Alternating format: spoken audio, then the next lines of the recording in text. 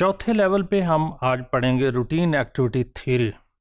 Routine activity theory कहती है, ख़ास तौर पे Lawrence and Cohen and Marcus Felson ने इसके ऊपर काम किया और this is related to the predatory या बच्चों से रिलेटेड जो क्राइम्स हैं उससे रिलेटेड ज़्यादा है, जिसके अंदर इसकी 3 बेसिक अजम्पशंस बताई हैं। उनमें से नंबर 1 ये है कि जो ऑफेंडर्स हैं उनके लिए एक सूटेबल टारगेट हो, और आपको ये जहन में रखना चाहिए कि 2 मोस्ट सूटेबल टारगेट्स हैं ऑफेंडर्स के लिए, या इजी टारगेट, बल्कि 3 आप कह लें, लेकिन हमारी सोसाइटी में 2 आप ज़्यादा डोमिनेंट कहें। उनमें से एक है बच्चे और दूसरे ख़वातीन और तीसरे किसी हद तक एल्डरली या डिसेबल्ड पॉपुलेशन। तो ये सूटेबल टारगेट्स हैं किसी भी क्रिमिनल एक्टिविटी के लिए, तो विक्टिमाइजेशन के चांसेस यहाँ पे बढ़ जाते हैं। दूसरा, द एब्सेंस ऑफ गार्डियंस। ये बहुत इम्पोर्टेंट है कि अगर कोई एक ऐसा इंडिविजुअल जो वीक है, जिसमें से बच्चे हो सकते हैं, ख़वातीन हो सकती हैं, या एल्डरली पॉपुलेशन या डिसेबल्ड, तो उनके लिए चांसेस हैं कि वो उनको विक्टिमाइज आसानी से किया जा सके। और तीसरा है मोटिवेटेड ऑफेंडर्स, कि बाज़ औक़ात ये तीनों चीज़ें एग्जिस्ट करती हैं। Some peoples are highly motivated and they bring, हम इनको डिटेल में देखेंगे। सबसे पहले सूटेबल टारगेट्स क्या है, उसमें जो टारगेट है वो इंक्रीज कर देता है क्रिमिनलिटी की वैल्यू को सर्टन प्लेसेस के ऊपर। मिसाल के तौर पे, आम तौर पे अगर बच्चे हैं तो एक बच्चा है तो लोग उसकी गार्डियनशिप स्ट्रांग होगी और both parents would be looking after. लेकिन अगर ज़्यादा बच्चे हैं तो हो सकता है कि वो लूज़ हों, कोई एक इधर उधर भाग जाए, and that is the easy target.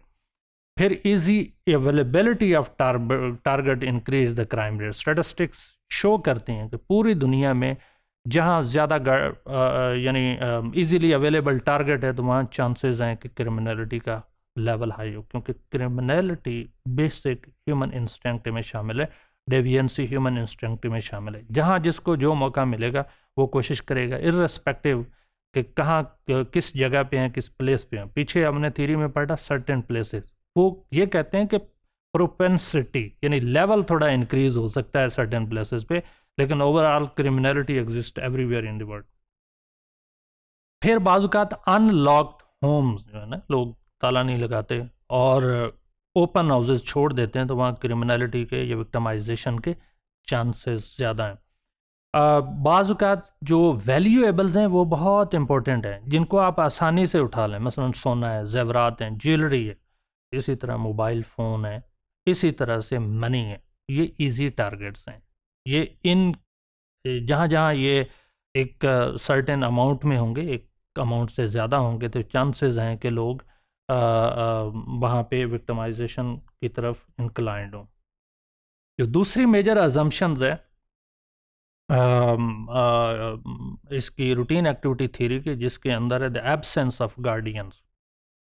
मैंने जैसे पहले कहा कि अगर वालिदैन जो है उनके पास एक बच्चा होगा तो गार्डियनशिप स्ट्रॉन्ग है, और अगर उसको देख रहे हैं, और अगर वो वहाँ पे उस जगह पे नहीं है तो चांसेस हैं कि बच्चा ज़्यादा वुल्नरेबल हो।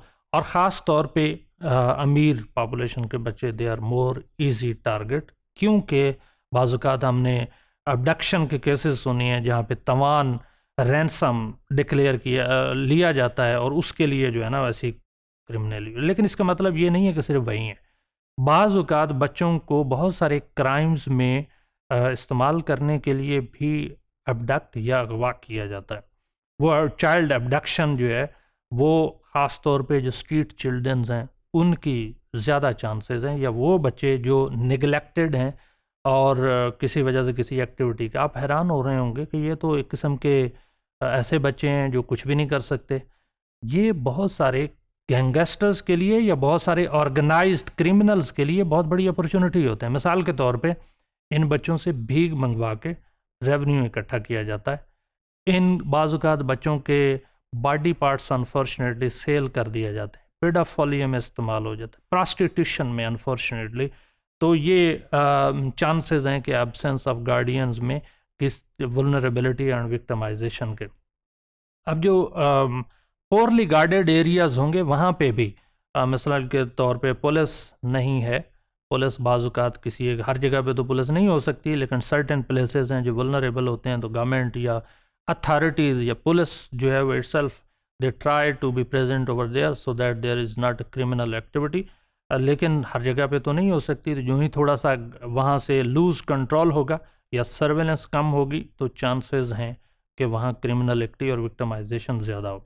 बाज़ औक़ात होम ऑनर्स जो हैं वो कोई एक इंडिविजुअल उसने घर बनाया, बहुत फैंसी बेहतरीन बनाया, वहाँ सारी चीज़ें रखीं और फिर किसी और मुल्क में चले गए या कहीं किसी और जगह पे चले गए और वहाँ लोकली गार्डेड जगह नहीं है, तो चांसेस हैं कि इवन जो हम बत्ताखोरी के साथ साथ जो हम सुनते हैं कि लोग जाके कब्ज़ा कर लेते हैं, कब्ज़ा माफिया, कब्ज़ा गीज़, तो उसके चांसेस हैं। फिर बाज़ औक़ात नेबरहुड्स एक दूसरे के साथ कोऑपरेट नहीं करते या क्रिमिनल को फैसिलिटेट करते हैं कि फ़लाँ घर में ये वैल्यूएबल्स हैं and they are the easy target, ये फ़लाँ वक्त में नहीं होते, फ़लाँ वक्त में होते हैं, तो चांसेस हैं कि वहाँ क्रिमिनल रूटीन एक्टिविटी ज़्यादा हो।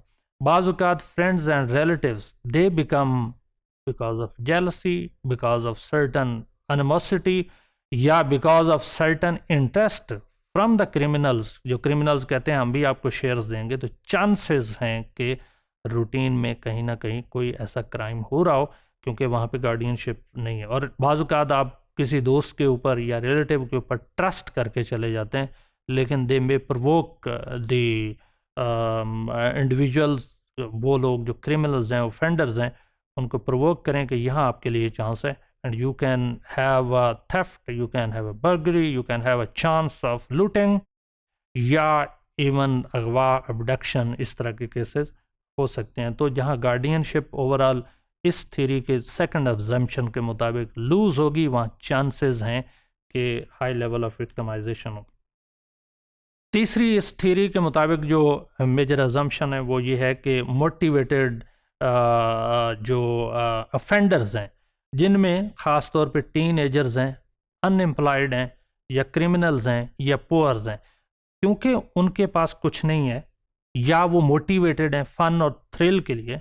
बाज़ औक़ात हमने खुद स्टडी कंडक्ट की हैं कि सर्टन पोश एरियाज़ के बच्चे जो किसी ऐसी कंपनी में चले जाते हैं या कंपनी में नहीं भी होते, तो थ्रिल और फ़न के लिए ऐसा करते हैं और वहाँ चांसेस हैं कि विक्टिमाइजेशन बढ़ जाए। जैसे वन व्हीलिंग की एग्जांपल है, बेहतरीन मोटरसाइकिल हो सकता है 1 to 5 या इससे भी हाई पावर का वो लेते हैं और फ़न के लिए रोड पे आ जाते हैं। They themselves become victim but they also increase the propensity of the others criminal others fellow passengers कि वो भी उनकी एक्टिविटी का विक्टिम हो जाएं और खुदा न खास्ता कहीं पे एक्सीडेंट हो जाए।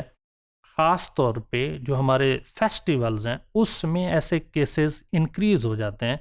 मिसाल के तौर पे 14 अगस्त में लोग बिल्कुल फ्री फील करते हैं, रोड्स पे आते हैं और इवन शोर जो वो सलनसर निकाल के शोर करते हैं, वो भी एक बहुत बड़ी विक्टिमाइजेशन है बहुत सारे लोगों के लिए कि साइकोलॉजिकली डिस्टर्ब इंडिविजुअल बैठा है, इतना ज़्यादा शोर हो रहा, इतना ज़्यादा धुआं निकल रहा हो सकता है वो बंदा शोर की वजह से बहुत ज़्यादा डिस्टर्ब हो, एंगर में, डिप्रेशन में चला जाए, या वो बंदा धुएँ की वजह से इवन बेहोश हो सके जो वहाँ से सलेंसर से निकल रहा होता है।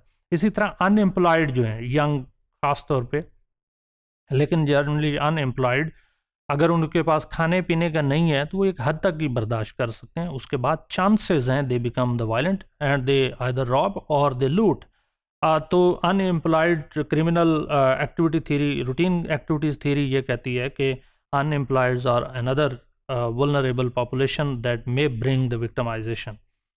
क्रिमिनल्स ऑफ कोर्स में ऑर्गेनाइज्ड क्रिमिनल्स हो सकते हैं और गरीब जिनके पास खाने को कुछ नहीं है, तो जो उनके हाथ लगेगा वो खाने की कोशिश करेंगे, या जो वैल्यूएबल्स उनके हाथ लगेंगी उसको स्नैच करने की या लूटने के चांसेस कम होते हैं। हर एक जगह पे नहीं होते, ख़ास तौर पे पुअर पॉपुलेशन में, लेकिन स्नैचिंग थेफ्ट के चांसेस बढ़ जाते हैं।